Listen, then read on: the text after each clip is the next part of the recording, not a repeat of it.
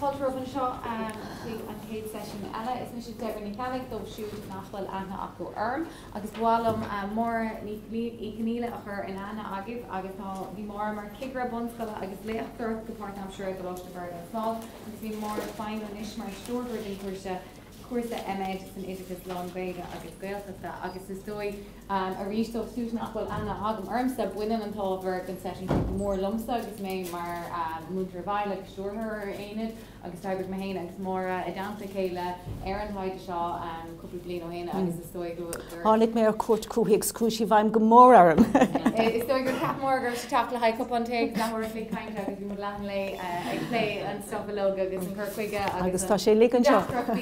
So lig me go bhóire an session occur Gur míle maithagad Deborah mílhachas agus bhí tróna aníasagam in éanaach le Deborah chuig sé ceantan na hagal bhí dhéanas don taide seo a chuig go bhaim go mór orm so tá mana bhuiach as a méid ama a chaisiúlam agus an aine a léirigh sé fadas bhí mé in éanaach le hí.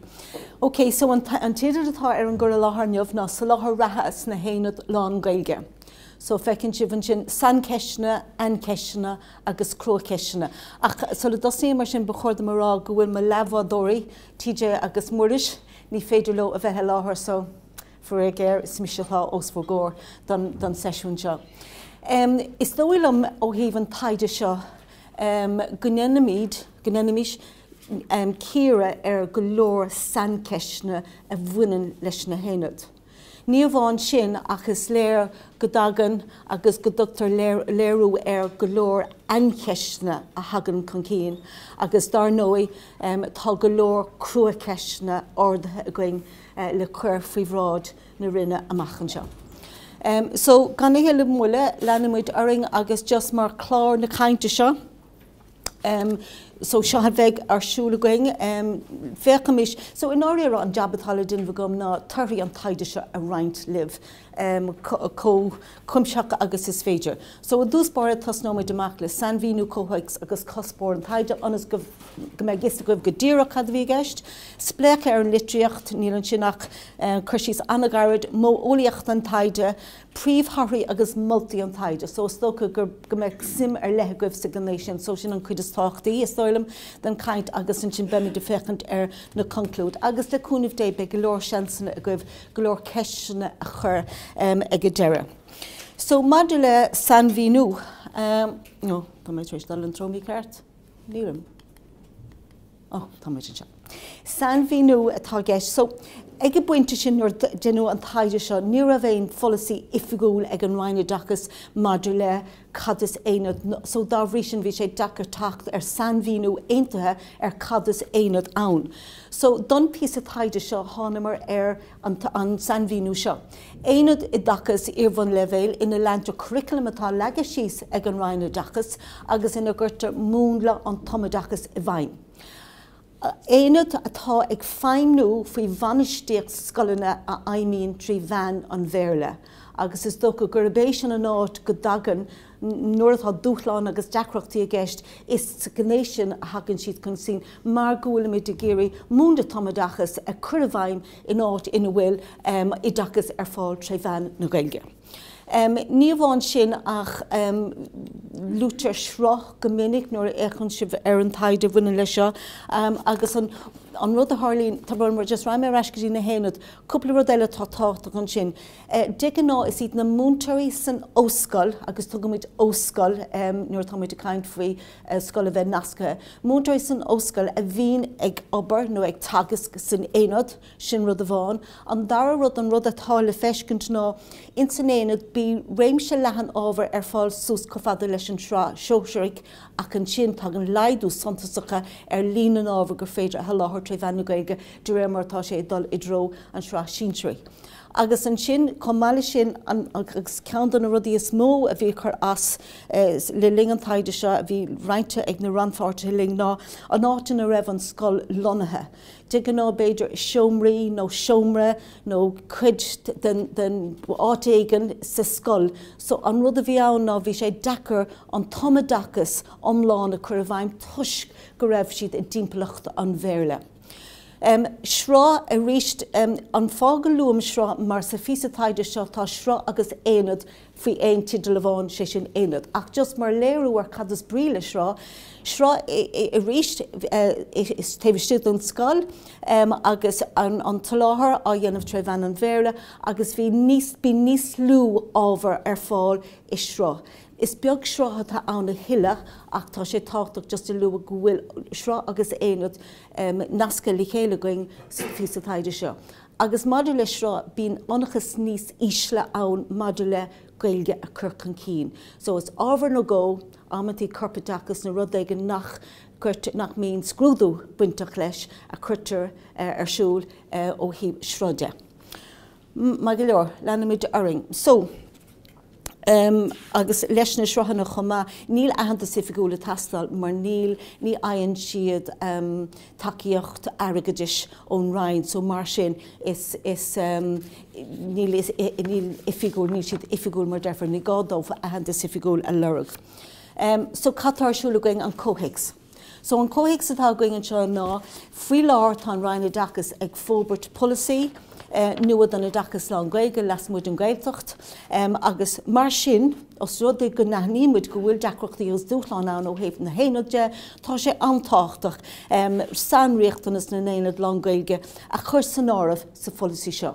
So chuige sin dír an cag oring an píosa taighde seo a dhéanamh th ceann na rinne agus an aimime bhí going ná inócha a dhéanamh ar na sanríochtanas a bhfuil le Sholáthar ratha sna Aonaid Lán-Ghaeilge. Go nniga seo is beag atá scríte margheall ar na Aonaid. Is beag atá scríte mar tá aithne gcuinge orthú mar atá siad de láthair na huaire in our scoileanna. Mar sin dhéirigh an taighde seo go príomha ar an Sholáthar Oideachas ratha atá le fáil na Aonaid atá faoi bhainisteocht bhonn scoileanna a aimíonn treibhean an bhéile. So just mar cúla beag bídeach a bhaineann leis sin ná bunaíodh an céad Aonaid 1986 agus tháinig an tíreachta sin ó Gaelscoil Éadrálaí. Ní raibh na hibhreacha góhannacha chun scoil amlána bhanú, bhí an Ryan ag géirí arthú srá a dhéine a ghlacha ní raibh na tuismitheoirí sásta, so mar comhaontú tháinig Aonaid ar an saoil. Now tá Aonaid tréis fás agus tá réasúnta i buint le go leor Aonaid ach tá sé feice going comma go leor deacrachtaí agus dúshláin i buint leis na Aonaid. So just spléiche garage, ní ra meisteach roiáda. Now, mar a dúirt me is beag taighde tá ann ach tá píosa bháin an sin an comisiún am choiríocht scoileanna dinú anna obair sin agus is fiú go mór féchant ar an gceann sin agus gacrad atá ráite i 2004 tá an rud céine á rágaing i 2024. Léiríonn sé sin in rud féin. So, catá just reint téimi tá take chun cín. Tanna sin bheanach na banisteachta. So, tá sé dachar ar na scoileanna chothraíocht a dhéanamh idir óscoil agus riachtainna sin na óscoileanna agus an sin na Aonaid. So dá bhrí sin bíonn tannas maidir le dála achfaní, maidir le múntúirí, bíonn tannas an maidir le commerceáid, bíonn barna sa ceannaireacht agus mar sin de. So just tannas in bheanach ach go háire ó híomh na banisteachta de. Policy tomadach omlán asnavach, tuigim se ligé sin cé go dachar sa bheach sé, policy omlán tomadachas sa cur a bhaim I dimpelacht an bhéirle fíorheachar ar fad é sin a cur a bhaim agus tá sé sin ahananta insa trí fís a taighde an sin. Sholáthar torthaí treibhean na Gaeilge a ríist ach fannig na Aonaid chun ábhar Sholáthar bíonn rain, beag, níl sé ró leathan an éachar bíonn sé cúngama agus an sin an rud a tharlaíonn de gná agus tá léire sa fís a taighde seo ná go dtugtar tosaíocht don óscoil ó híomh ceapacháin de agus mar sin ní bhíonn teacht ar múntúirí chun na hábhar sin a bhúna ins na Aonaid.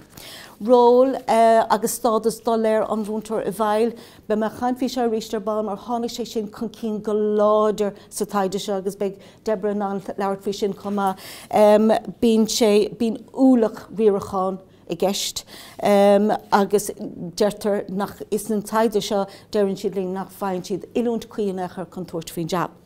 An céad ceanile Sibh agus an Sholáthar agus úsá teoranta an thomhanga a rís timpeall an bheireala, deacrachtaí, aspa teangmhála ag na daltaí nó na scoláirí leis an teanga de bhór go bhfuil siad is spás tá córáinte le scoláirí a labhraíonn an bheireala.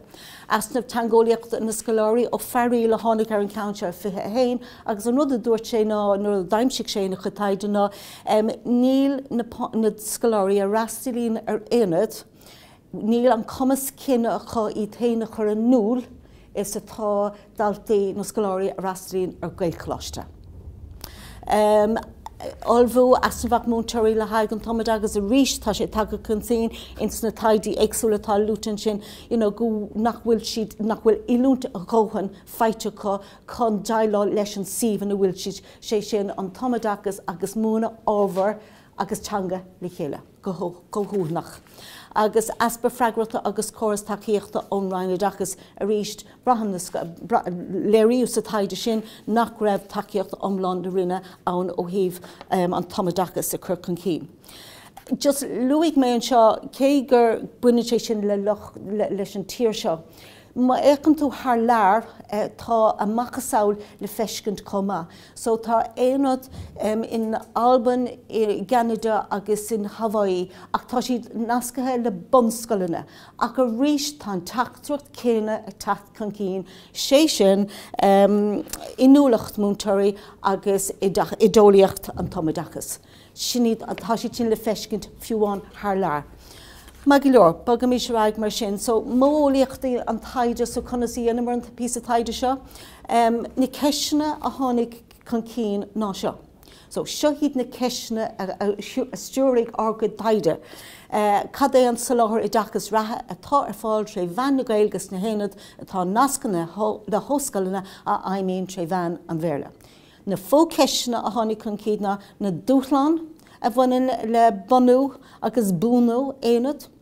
An dairg ceist gur neanamar inúcha ná cad é ról freagracht tionchar na banistíochta ar an Sholáthar ratha na héanaid agus cad é an Sholáthar Oideachas ratha atá ar fáil na héanaid le béim ar an tagas agus ar an bhólam tre bhonn nGaeilge. Sinad na ceisina má go leor, cé hí na daoine bhí páirteach sa taighde seo. An chéadúd ná dhéanamar ceisneoir a riar, fuair lista ón Oideachas agus dhéanamar ceisneoir a riar ar fechthocht Aonaid mar a bhí de réir lista na rinne. Tháinig 19 arás. So ag ascar as sin bhí thart ar 43 ceist agus dar nó dairg linn go leor sonraí a bhailú ónna ceisneoirí sin. Chomáile sin leis an gceisneoir a thugamar cuairt ar scoileanna agus bhí sé difriúh am cuairt a thuirt ar debran sin. Thugamar cuairt ar ceithre scoil 10 agus i lingdóing a bheith ins na scoileanna bhí agalah going leis an múntar a bhil, mas rud ag go raibh múntar a bhil sa scoil, nó agus leis an príomhide na hóstscoile chomá.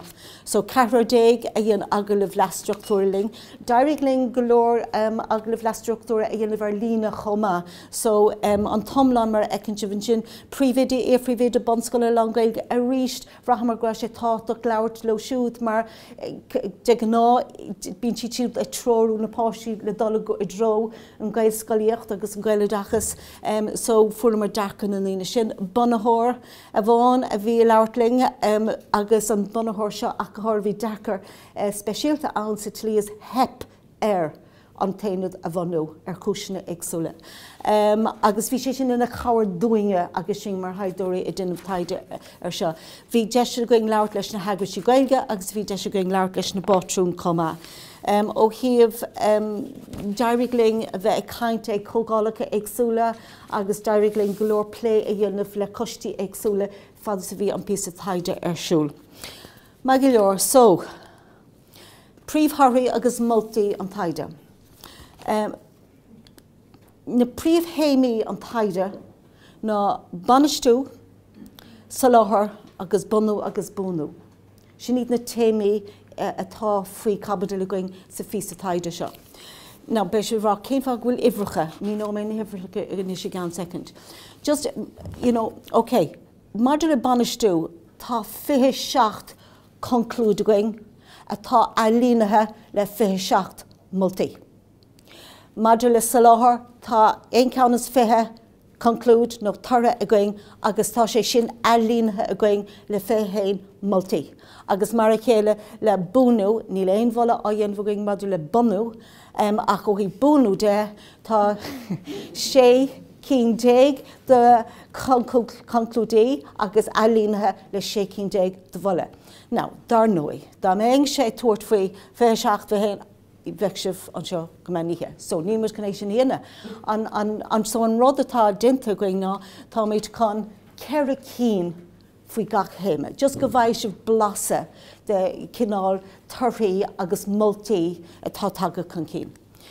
Maidir le banistú, an céadrod ná.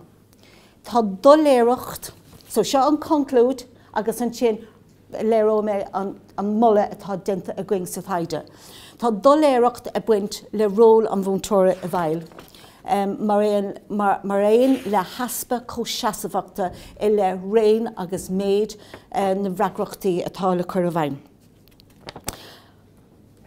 Aspa stádas, aspa ama, aspa úlach ibre, a calúnt misnig, éadóchas le sárú I measc na ranforte. Sin iad na cinál focaile a bhí teacht chun cín.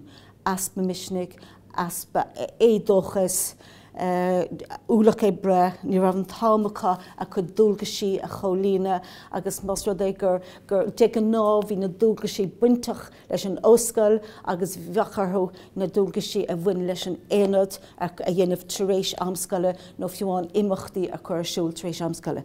Sinna dúirt na ranfortaling, sinna léirigh siad agus bhí sé a chuireadh sé stachart amantaí a géiste gló agus iad faoi bhrú chunas go ndeannach siad an dáhrá, chunas go bhhéiteach siad an dáhrá a freastal.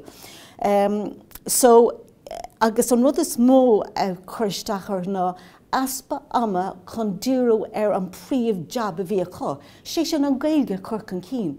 Ní raibh an seansacha é sin a dhéanamh tuisc úlach ibre a bhain le mór an rudí eile.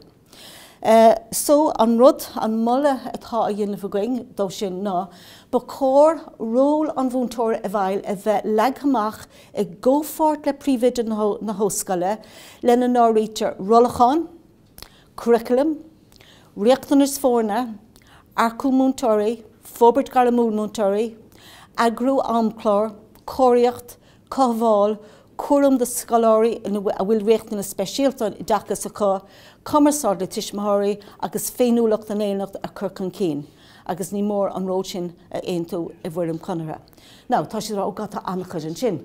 Tá annachchuid an sin ach a mulle bhecha going agus dar nui mar nach bhfuil mar léirú a ceithre bhile, tá mulle eile ann go gomach laidú shuntasacha an tagisc na bhúntóra a bhil, anas gomach an támacha doling lec leis na gnéise sin. Mar tá na gnéise sin táchtach feici sibh amach an seo sa taighde, go mraithan siad nach bhfuil gothacha I manistíocht na éanad, mar nach bhfuil rólach tá an jabla déanamh ach níl an stádas acu. So sinna fáil go bhfuil siad sin animnathe agus a going an sin anas gomach sé soléir go bhfuil ról banistíochta ag an múntóir a bhil, cé nach bhfuil sé sin le sárú I láthair na huaire.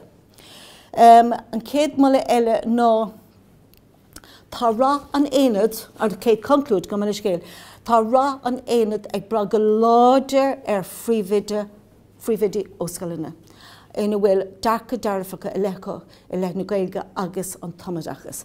Ná fuair amach go raibh sé sin fíor háchtach. Mianamach dearfach ag an príomhide amantaí hep an éanad. Fiúáin beidir go raibh sé an le bliana go ach munaach an dearcha ceart ann bhí deacrachtaí ann.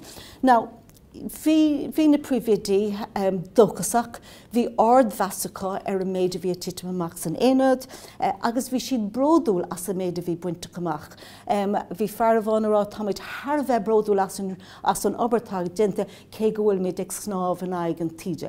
Bhí abertaí ann ó am go chéile a dá leat agus a chuig go bhaim go mórat agus tú tuairt faoin an obair seo. Now, bhí roinnt príomhidí árasach. Árasach faoi an choras tomadachas, an fiúé. Agus dar nó nuair a bhí sé sin I gceist, bhí sé sin deacair an sin múntar bhil go a bheith aice nó aige in san obair. Agus an rud a bhí ann agus bhealach nuair a bheitfá caiint leis an bríomhide de nó fá céim fá beidir go raibh siad áras mar aspa takeíochta dúspáire, aspa achfaní, aspa múntóirí agus na deacrachtaí atá aice nó ige teachta bhúntóirí le Gaeilge agus tá inúil na hábhar bhúna, agus comáile sin hála sé i gcónaí, nach mór i gcónaí go raibh túsáte tucha don óscail. So bhí an príomhide lárnach san óscail, mar danó bhí sé níos mó ná an éad. Ach fós, tháinig sé chun cín go raibh sé sin fíorthach bhaithe le rá na éad a chur chun cín. So an molle atá going ná is gá go mar príomhide óscaile lán fábhrach dóbert agus de bhónó éad agus gomach siad ólach funsabal agus clachas an tamadachas. So a ríist bhí sé táta go digach siad conas an choras tamadachas a chur chun cín. Sin gá cheantain faoi bhanistú, so tuair mid aige gá chean eile. I meagdach ga cás níl struchtúr takeíochta chuí chur ar fáil ag banistíocht na nóscoileanna can freastal hainríochtanas na néad. So cad atá gceist an sin. Bhí na bord banistíochta an nómlan takeúil. Ní éfá achrá go raibh siad takeúil.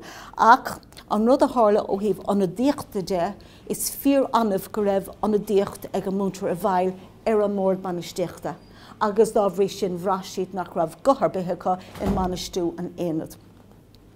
So agus comáile sin ná i gcónaí nuair ag chinethe bord banistíocht a tháinig riachtainna sí na hóstscoileanna chun cín chun tosaigh riachtainna sí na néad. So amantí bhreatain na múntar bhil dá mar rud ag go raibh seansacha a bheithe lethir bhí faitiú zarthúch a chuidir rá mar bhráisiad nach raibhéine ann a chóireach takeíocht dómh. So an molle a tháinig chun cín agus is tócha ó híomh na banistíochta de chun má luigh na ranfáirte go bhráisiad nach raibh tuiscint ceart ag an banistíochta choras tamadachas a chur a bhaim. So an molle a dénach multar fócoiste de bhór banistíochta na hóscaile a cheappa a méid dachfan ige feimnú trí bhean na Gaeilge. Anna háchtach dar nó gomach an fócoiste seo in an feimnú trí bhean na Gaeilge, chun cóirla a chur ar an mórd maidir le. So fócoiste chun cóirla a chur ar an mórd maidir le polisathe, curriculum, riachtanis fórna, riachtanis achfaní, cóireacht agus cothbháil in éad. Banistú an éad atá gceist. Multar má bhall an fócoiste, stúrathóir an éad, nó múntar bhil, príomhide na hóscaile, beirtismathir, anadí fórna an éad agus anadí an phobal a bheith ar an bhócoiste seo.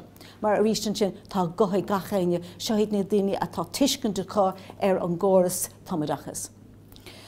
Maidir le an céad cean eile, ní a gcónaí, so a rís tara eile, ní a gcónaí a chuirtar sanríochttas an tamadachas san árbh i brosés ceapacán de bhúntar an éad a ríist cé go digamíidir lig go bhfuil deacrachtaí ann ó thaobh múntarí atá inúil sa Gaeilge osú nó arcú. An rud a bhí ann ná ní a bhéon róla an múntar bhil in éair in san ceapacán seo. So an molle tágain ná nuair a bhíon fallúnta san éad, nuair tá fallúnta san éad.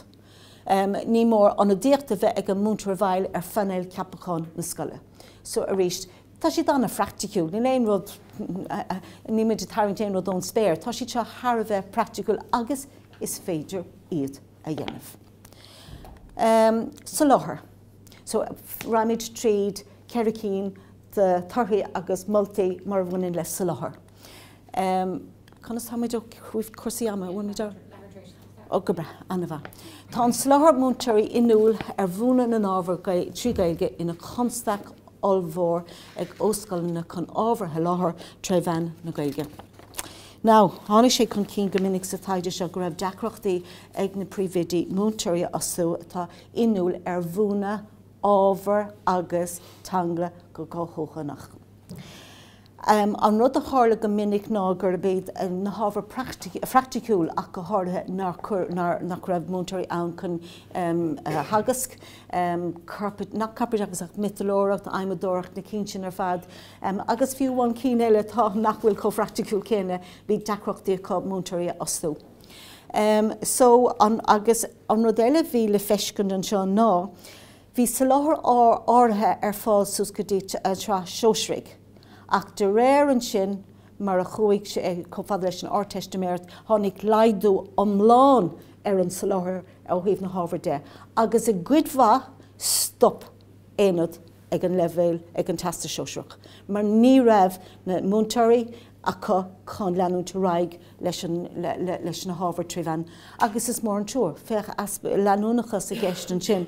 Ach an rud eile a hála an seo ná, bhí cinnti deacra le déanamh ag na príomhidí, mar bhrá Sholáthar ar líon na náltaí nó líon na scoláirí san éanad. So amantí bhí sé deacar orthú cinenne a ghlacha tuisc aspa achfaní agus aspa ama donna múntarí. So an molla atá going an seo ná, is den riachtanas inéistíocht fránach a dhéanamh ar Oideachas tosaigh múntarí agus ar obair gar mú leanúnacht do bhúntarí chun cur le na nulónacht i múna ábhar tréimhneann nGaeilge. So in áiríre é sin an deachtas mó múntarí atá inúil ar na hábhar a bhúna tréimhneann nGaeilge. Tara eile a tháinig chun cí ná léirigh na múntarí sa taighde seo bhfuil achfan in éanad chun ábhartha láthair trí Gaeilge faoi tionchar ag. Trí rud an seonis.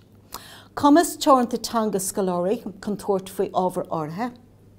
Aspa feasachta na múntarí i le an tomadachas dhéanaig, agus anachas ísle mar de le go nóthachtáil na scoláirí san ábhar. Cuireadh sé inú aribh. An dacha a bhí ag múntarí mar jaall ar seo. Sé sin, os rud é go rastal na daltaí seo ar ná rastal siad ar bhonn Lán-Ghaeilge, láthreach bán bhrá siad nach meach sé ar a gomas na ábhar áirithe a dhéanamh tríomhneann nGaeilge. So cad a hála. Ní gád am rá. Aspa feasachta an múntarí. So mar sin, má tá dearcha sin ag an múntóir, léiríonn sin go bhfuil aspa feasachta acu i le an tomadachas déanaig. So sé sin conas go ngeanann tú an napáistí a haganisteach le béirle, conas go ngeanann tú ísúd a chumasú, conas na hábhar a bhúna tríomhneann nGaeilge ábhar agus theanga a bhúna le chéile. So a rís tá muid arás go dtí an fóbart gar mú leanúnach an gá atála inéistíocht fránach a dhéanamh ar seo colú agus is féidir. Ach tócha rud is mó beidir chur asúing ná an anachas ísle a bhí ag na múntarí i le na daltaí seo.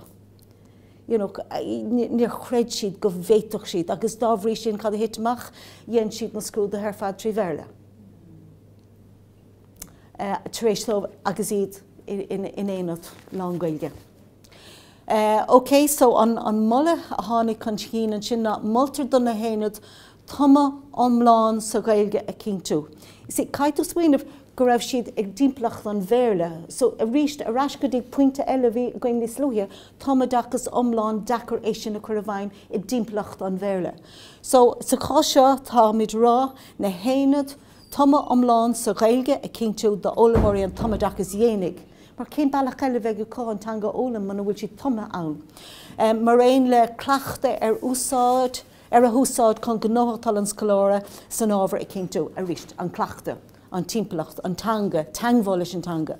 Ina hananta sin ní mór fóbart gar mó leanúnach atá díire ar hanríochtanas teagas agus fólama an tomadachas dhéanaig a lár do bhúntarí in éanad chun ardú feasachta agus chun anachas a cíntú. So an bhecinn sibh tá sé circlach ar bhealach, tá rud a bháin tionchar aige an gcéad rud eile. OK, bogam muid raig go dtí an céad tara eile a bhí a going faoi Sholáthar. Na cuoine go raibh fihéin a going, ach ní muid acu roiint ceir cén libh ag na sesiún seo. Cuirta dulgas ar bhúntarí an éanad tagasc san óscail freisin. Rud a ágan ar go mbíonn gantainna sama agus aire ar fáil chun dulgas tagas go bhfuinn go sonrach leis an tomadachas Lán-Ghaeilge san éanad a chur ag riach. So, I meagnach gachos. Bhí na múntóirí feimniú san óscoil mar réon leis an éad. So, bhí implachtaí dar nóí dó sin. Conas gur féidir an tomadachas an a curcan cín agus múntóirí ag rith ó ceanna bhán go ceanna eile. Mar dúirt príomhaid a bhán dúirt si tá ag rith ó seomra go seomra. Nílas a gom cáhfuilm ag dul lead an am. Mar go bhfuil na dúlga sí arthú a bheith ag freistal ar an dá héamh.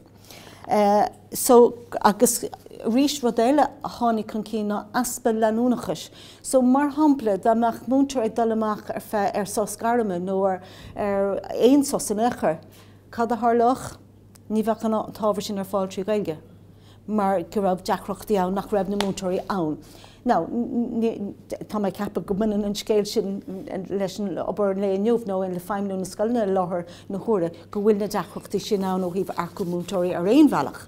A chánig sé chun cían seo, so beidir nach bhéit fá an tábhair sin na láthair a hiile tuisc nach raibh na múntóirí nach raibh leanúnachas ann. So an mula atá gaoine multar bhfuil fór na thomnathe a lonú san éad a bhán, so tá muid rá san éad a bhán gomach na múntóirí seo ag feimniú.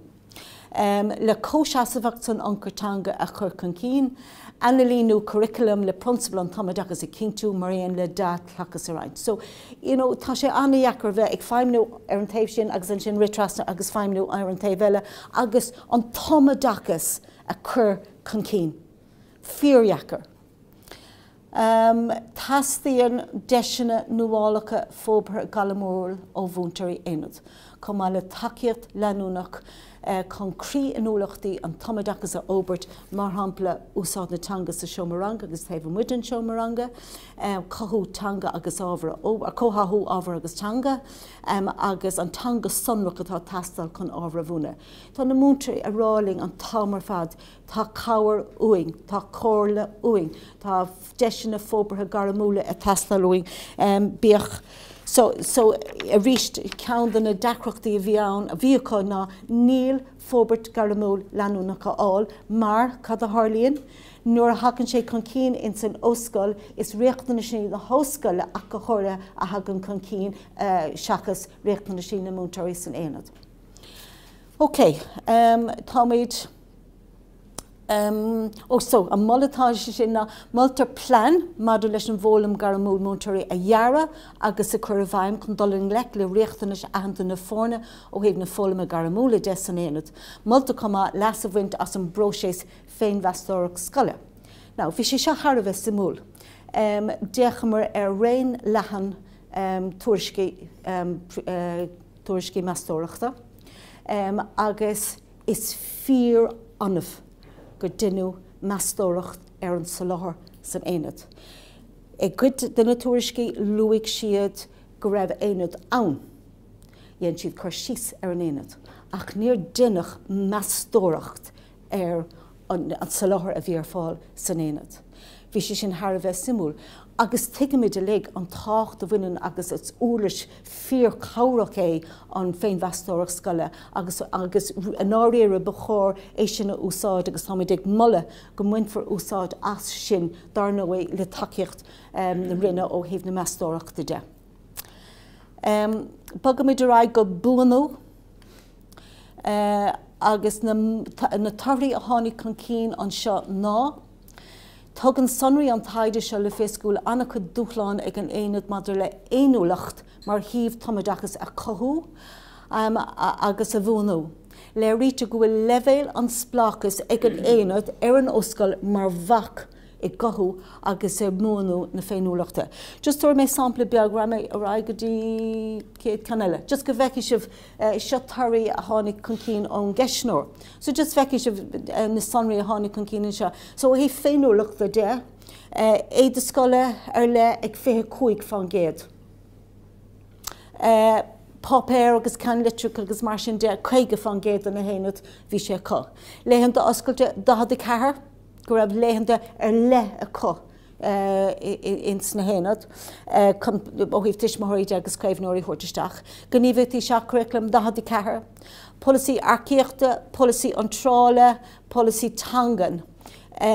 Now, tá na hibhreacha go maithan sin, da dó, da chuig go hach seaca sé, ach, an rud atá le sonrúin sin agus dá chuthanúlaigh na ránforta ná tá na polasa ann ach de gná bíonn siad de méle i bhar hain agus i bhar dó ní ra bhéin bhaintecha ní níd a dhearra nó chuma.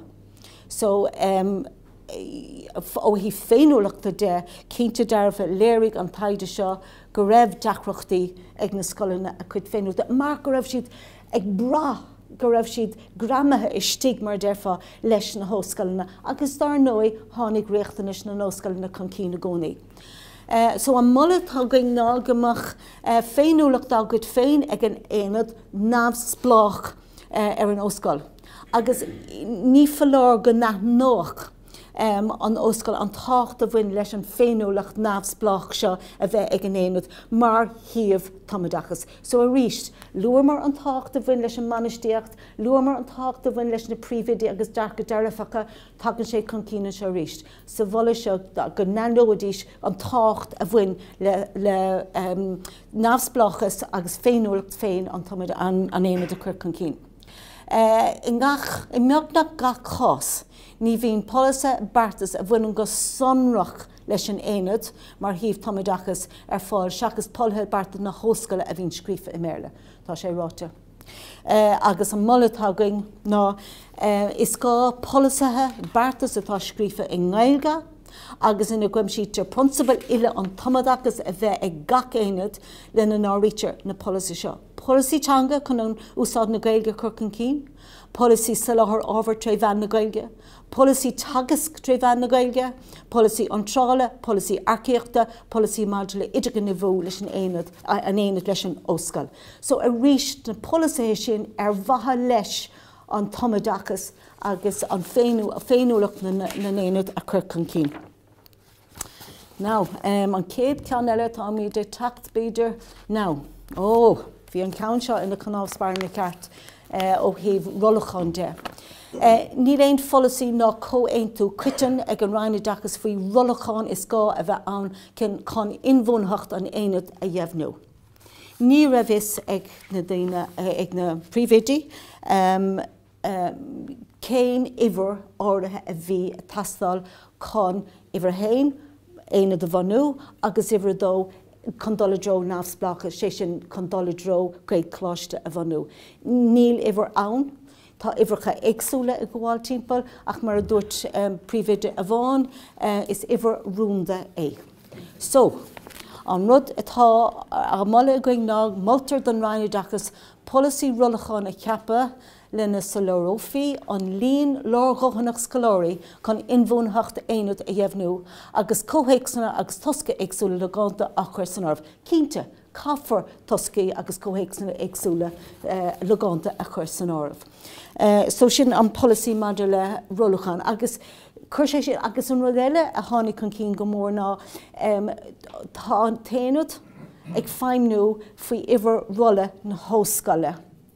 Agus dar nó tá ceangal olmhór an sin agus ní deisina acha an sin rudí hain áil ó híomh airgide, ó híomh achfaníide, ó híomh cóireachtaide, de bhar go bhfuil siad ag feimnú faoi rolla na scoile.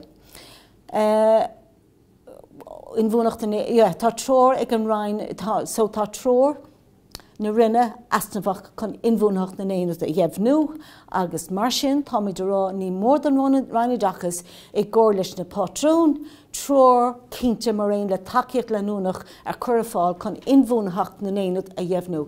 Ní raibh critéir acu, ní raibh isacha ag stad a bhonathe, ní raibh sé soléir, cadíd na critéir, cad an tro in raibh siad a dul ónas go bhhéiteach siad a námsplachas a bhainteach. So an mula tá ann multar san tróir a chur ar fáil don éanad ina níorítear ar thosca in bhúntheachta ar le. Ina measc, Sholáthar tre bhean na Gaeilge, fóbairt garmúil, láchála achfaní, measúnú, ranfortach an phobal, muoinú capitúil agus cóireacht arúnach. So, tá an tróir seo, tá an critéir sé, tá an tróir seo ag tastáil ó na héanad. Tá me sé teach chun teirigh. Now, okay, so na conclúdaí. Léiríonn tarraí an taighde seo, agus rinne mé darúdach sé é seo rá. marall rud a dúirt na príomhidí, go bhfeiceann siad na buntáistí atá ann don oscail nuair atá éad ann. Mar churann sé bíonn an Gaeilge le clostáil, bíonn an gcultúr Gaelach le clostáil, agus chunig me héine nuair bhíos cuairt chuig na scoileanna go neach amíon scoilm scoilmháin bhí seisiún ceol arsúil agus bhí na scoláirí a lig an scoilistí ann. Bhí sé sin go chúntaach ach beidir nach raibh na buntáistí céine ag na daltaí san éad. Anyway, tá brónam dimig mé straon sin, ach rinne mé darú éis sin na rándí slúthe. Léiríonn torthaí an taighde seo go bhfuil tionchar dearfach bhonn inmharthana ag na haonaid an nGaeilge mar hanga bheo agus an gcultúr Gaelach sna hóstscoileanna. Bhíonn aon doubt nar gur tháinig sé sin chun cín go mór sa fís a taighde. An dara rud atá lerágainn, ach éis an ráite, deimhníonn an taighde seo go láidir go bhfuil deacrachtaí agus dúshláin shuntasacha fós le sárú sna haonaid Lán-Ghaeilge atá faoi bhanistíocht a aimíonn tre bhean an bheirile. Agus an trí rud atá lerágainn ná, os rud é go léiríonn torthaí an taighde seo nach dearfach déanaad a bheith faoi bhanistíocht óscoileanna aimíonn tre bhean an bheirile, níl éon bhola á dhéanamh sa taighde seo do bhonú inad. Fága mé an sin leh.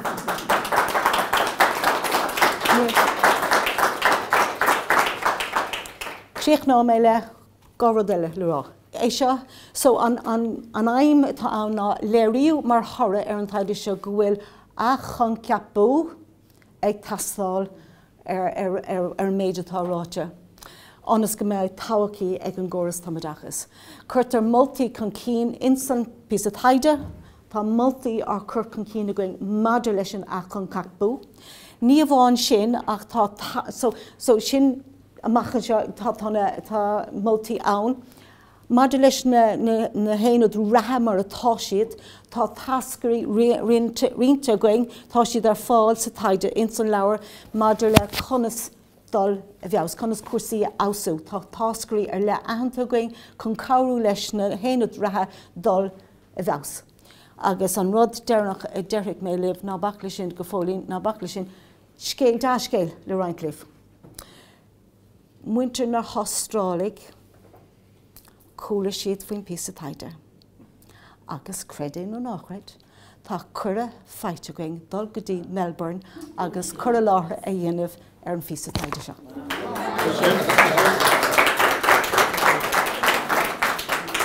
Míle buchas, ná bhfuil deise going haig.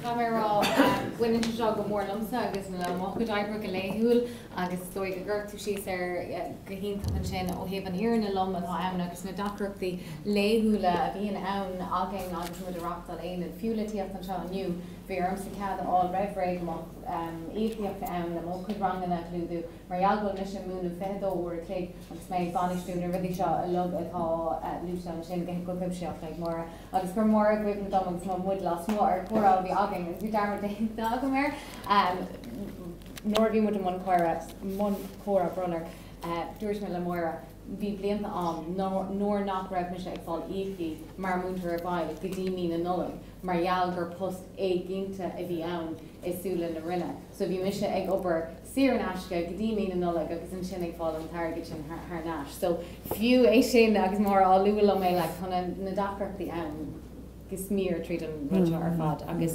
aontaí mar mise duine gna daoine dúirt ní chearceann ó bhonú mé héin agus mé gobar agus mé an thucaí leis an réibh sin ach caihamid a chun ceapú an bhar. So gur míle mágad mar a bhfuil ceist gine láid? Bhí me chuna ceist chur bhfuil an Ryan chuníochas an thuras sin a socha bhfuil an freigrá a sin. Tá an taid tána thuirtí cín agus seasan bhéile agus go mór lo gach ile písaide. Agus an písa sin faoi go sé bra ar dhearcha dearfach na bríomhidí sna hóstscoileanna. Tuige mu lug nach leor an dearcha dearfach tá gá le sandróir éigentach critéir éigentacha ar gád ó bh cholíú nó ní cheart goach aon sa scoil. Agus rud a rilumm le déanaí freisin ar smuoine mé dar sin Tá anfuid freisin bra cháil na hóstscoileanna máns le ráite hisismóirí chuirpáistí go dtí aonaid. Mar bhfuil cáil an scoil tá sé sin actually den dochar den aonaid sin is just is gnéomh reise den casnach do bhain na seáil. Ach sin ráite má tá de cháil an aonaid. So tá tiismóirí idir hápóirle idir an dáscoil chalín ceantar agus tá sé grachbal tróna na blaise gnéine an bhórteógin agus luigh tiismóir é sin gur raibh sé sin an seans in áíar chun an intana acrú agus iad broú in áir dro marhealar an aonaid gur bhéh an taine bhí mar ráha mar sean. Agus go dagan méadú lína náltaí tuisce aonaid a bheith an síomh comma. Ní brin. Transmit le bhí jobbing deachchantan sin ar bhealach nílíonn bhí sóí le fáil.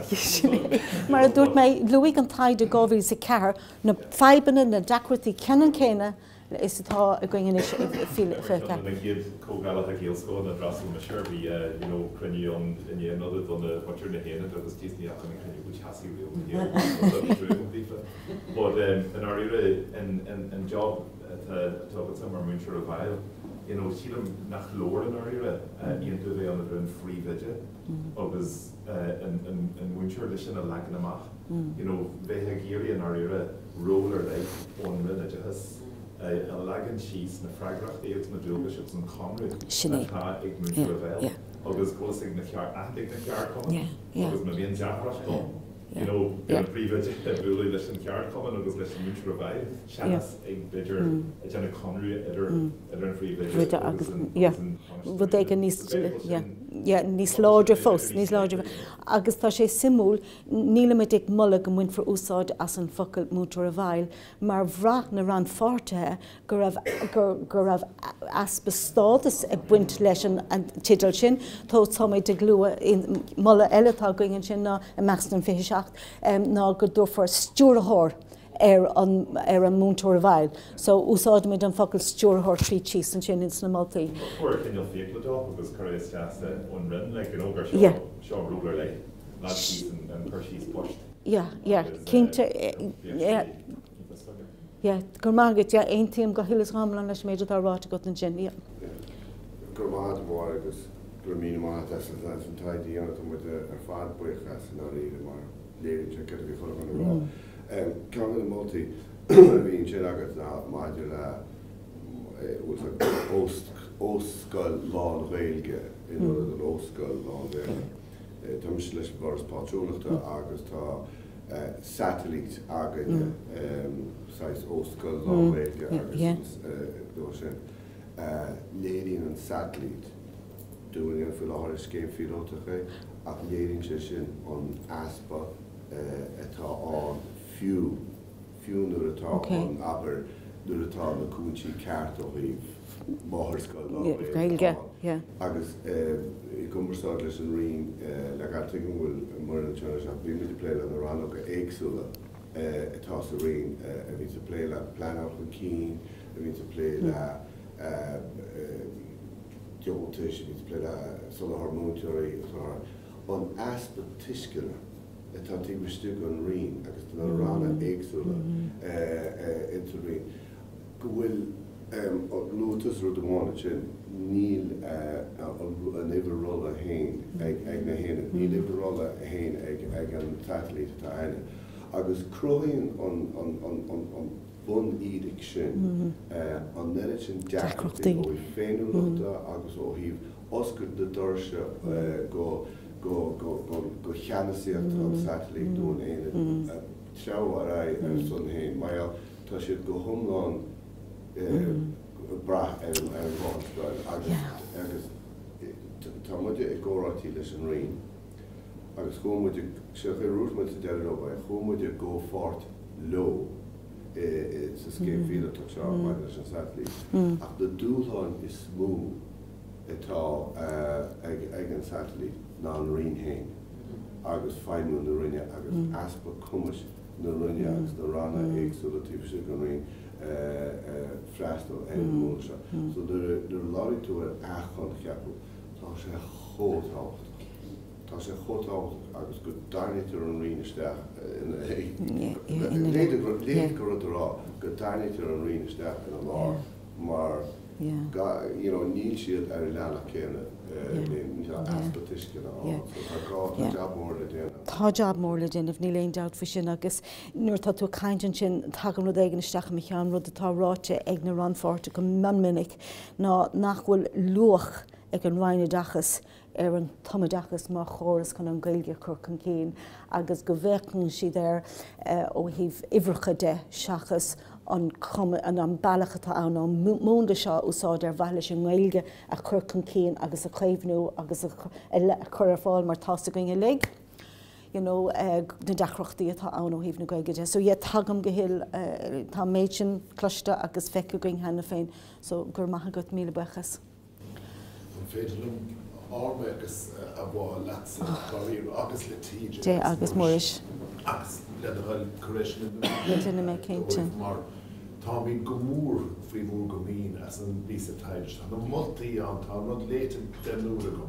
Tá na moltaí có practicúil agus có cíalhar an agus bunathe ar folasathe agus ar circuláin agus ar scáil. Sinné, in an Rhein hena nuair a luach an Rhein planála chun cín planála chun tosaigh sa Rhein. Sin an tanim ní ceart ar an éanad sin, más beidir an éanad a thuirtar sin sa Rhein, mar níl éon planála chun tosaigh nó chun cín áíanamh ag an Rhein don Iar-bhunleibhéil Lán-Ghaeilge ní ann dó. Gach ceannas na héanad, agus caiimidre buíochtas na múntóirí agus múntóirí bhaile agus na fórne. Gach éon uair os glín a bhéal mar eallar éanad capan dína go bhfuil míid cána. nó níle méid an echa. Tá chuig mar fáistí féin tríd an éanad agus tá chun in Melbourne de go dú Forbartha. Morach an tumantas a bhí na múntóirí éanaar sin agus na bhfuil fórne. Ní bheith na héanad seo bheo. Tá si bheo agus bríomhar chudmhacha ach tá chudéalacha in éan na fete. Agus tá plán torthaí, plán Forbartha, úthúil le de dhí gach ile cheannacha. Ní thonan an plán a bheith tastáil de réalchláist an chlár gur éana dí leistíigh de Innis Community College agus an éana atá sa Sholáthar hir bhfuil mar tá is gá ana bhí agsúil ar fadid. Tá ceann amháin freistal le cúnta an Lán agus tá ceann eile bheag bíideach le dornáin daltaí. So na téirmí fiú.